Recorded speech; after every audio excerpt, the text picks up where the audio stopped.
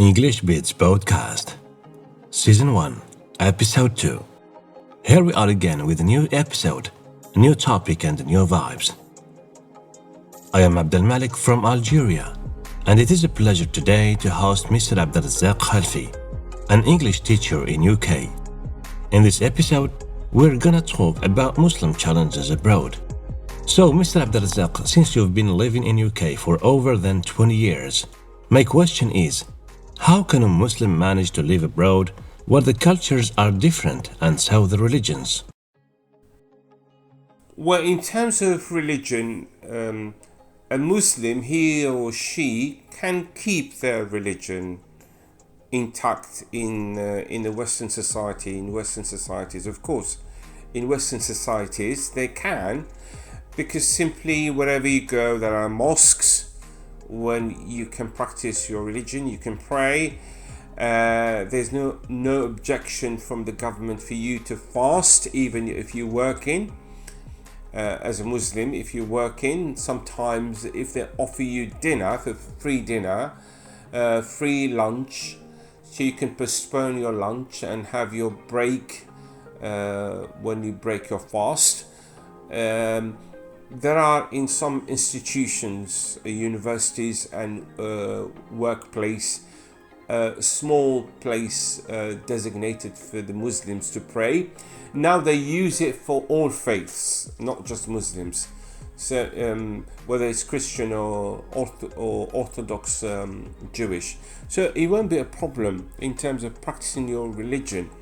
The only issue I would think is getting a job, a good job. If you have really good qualifications, it doesn't necessarily mean that you can get a job, because usually jobs go to white people, European white people. Honestly, that's my opinion. And I believe in that. I've been long enough in England to find out. You will have to have connections to be able to get a job. But this is not our subject. In terms of, as I said, as an adult person, you can keep your religion. There's no segregation. Nobody will come to you and stop you from praying. What are the challenges Muslim kids face in schools, and how they preserve their culture and religion in the middle of a different culture and religion as well? In terms of Muslim kids at schools, I haven't seen any incidents against the Muslims, because in London, kids, because British values include democracy, include respect, mutual respect, respect other religions, other cultures. There isn't any segregation among the teachers or the head of teacher, headmaster of the school. So the Muslim kids can have halal meat, halal food. The only problem is that when they are, because they're born in this country, when they mix up with other people, other peer friends, that's the problem. Which means that if they do hang around with non-Muslims, they end up probably copying them. Maybe they will abandon religion. They will, I don't know. They behave the same ways as Europeans. So a boy can bring his girlfriend at home. So they have no respect to parents. There are a few issues where the kids, they communicate with other people, and particularly social media, they can see everything here and then mingle with other friends. So here the role of the parents is very, very important. They'll have to educate their kids to be part of the British society, for example, and to be a Muslim, to preserve their religion. And also they have to teach them Arabic and Islam, because they don't offer that at schools. They can only talk about at schools religion briefly, about Islam, Christianity, Judaism, Sikh, Hindu, and so on, briefly. So they don't have that luxury that we have back home. And also the child protection. If you force your son or your daughter to wear hijab, if she is reluctant to wear, she doesn't want to wear it, she can sue you in a court. So there are a few issues here because we're talking about child protection. And the child protection, they can take the kid from you and be fostered by non-Muslims now. In the past, they used to foster, if the child is taken from you, they'll give it to another Muslim family. If you're abusing your child or forcing them to do something, if they report you, basically. So now they take the child to non-Muslim family, and there are plenty of cases. Of course, we don't have time to talk about those cases. So you have to be very careful whom your kids hang around, what they watch as well on the internet, and pay the course for them when they can get some input of Arabic and Islam outside the hours they study in the evening or the weekend, so they can have input in religion.